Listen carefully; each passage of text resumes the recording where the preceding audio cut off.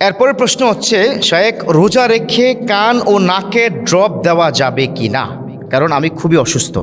আচ্ছা, প্রথমত খুবই অসুস্থ যদি হয় তাহলে তো তিনি রোজা এমনিতেই কি ভাঙতে পারেন। দেখতে হবে খুবই অসুস্থ কোন মাত্রায়। একটা হচ্ছে তিনি বিছানায় কি পড়ে আছেন, কারো বাবা যদি বিছানায় কি পড়ে থাকে, কোনোভাবে উঠতে পারে না, বিছানাতেই তার হয়তো মলমূত্রকে ত্যাগ করছেন, এরকম হলে তো তার রোজাই কি রাখার প্রয়োজন নাই। সুস্থ হলে তিনি কি রেখে দিবেন। তো খুবই অসুস্থ, আজকাল অনেক সময় আমার পেটে ব্যথা হলে বলে আমি খুব অসুস্থ, কিন্তু পেটে ব্যথা তো খুব অসুস্থ হতে পারে না, এটার কারণে রোজা ভাঙা যাবে না। আসুন আমরা কান এবং নাকের ড্রপের ব্যাপারে এবং চোখের কি ড্রপের ব্যাপারে আমরা একটু শুনে নিই। প্রথমে শুনবো মেডিকেল সায়েন্স কি বলছে, সেকেন্ড আমরা শুনবো যে ইসলামিক স্কলাররা কোরআন এবং হাদিস অনুযায়ী কি বলেছে। প্রথমে আসুন, কানে যদি আপনি কোনো ড্রপ দেন সেই ড্রপটা কোথায় যায়, আর নাকে যদি আপনি ড্রপ দেন সেই ড্রপটা কোথায় যায়। মনে রাখতে হবে চোখ এবং কানে, মেডিকেল সায়েন্সের কথা বলছি, listen to me very carefully, it's the thesis of medical science, এটা মেডিকেল সায়েন্সের থিসিস। কান এবং চোখের ড্রপ যদি দেওয়া হয় এটা সর্বোচ্চ ব্রেনে যায়, স্টোমাকে যায় না। কোথায় যায়? ব্রেনে যায়। চোখে দিয়েছেন, এখানে ভেইন আছে, ভেইন দিয়ে এটা ব্রেনে চলে যেতে পারে, কিন্তু এটা কখনো স্টোমাকে যায় না। কানের ড্রপও সাধারণত ভেইনে যায়, ভেইন দিয়ে ব্রেনে চলে যায়, এটা কানেরটা কখনো স্টোমাকে যায় না। মেডিকেল সায়েন্স বলেছে একমাত্র নাকের ড্রপটা স্টোমাকে যেতে পারে, তাও আপনি টের পাবেন।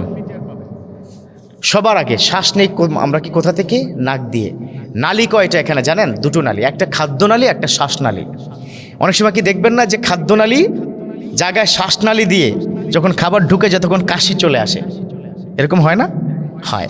এজন্য আমাদের এখানে নালী আছে দুইটা, একটা খাদ্যনালী, হ্যাঁ, আরেকটা হচ্ছে শ্বাসনালী।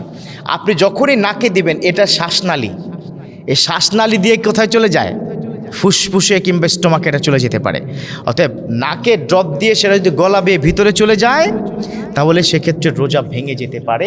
কোনো স্কলার বলেছে, আপনার কি বলেছে এটা এত পরিমাণ কম, সেটা হয়তো 7 পর্যন্ত যাবে, কিন্তু রোজা ভাঙবে না।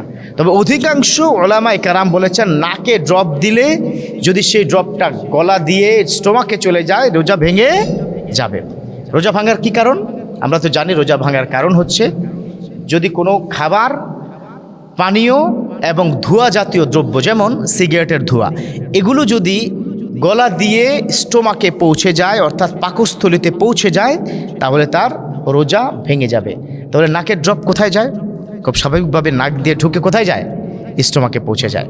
অতএব কান এবং চোখের ড্রপ ব্রেনে যেতে পারে, এটা কখনো স্টোমাকে পৌঁছায় না। নাকের ড্রপ স্টোমাকে যেহেতু চলে যায়, খাদ্যনালী দিয়ে বা শ্বাসনালী দিয়ে যদি স্টোমাকে চলে যায় তাহলে অবশ্যই আপনার রোজা ভেঙে যাবে। কথা কি বোঝাতে পেরেছি? তো আপনি কিন্তু আজকাল, আমিও কিন্তু চোখের ড্রপ ইউজ করি। আজকাল যারা চোখের ডক্টর আছেন, আই ডক্টর যারা আছেন, নাক কান গলা কি বিশেষজ্ঞ যারা আছেন, তারা কিন্তু বলে যে আপনি ইফতারির সময় দিবেন, মধ্যরাত্রিতে অর্থাৎ 12টার দিকে যখন শুবেন তখন একটু কি দিবেন কানে, শেষ রাত্রিতে অর্থাৎ ফজরের আগে মাকে দিবেন। 3 বেলা তো হয়ে গেল, সারাদিন কি দেওয়ার তো কোনো প্রয়োজন নাই।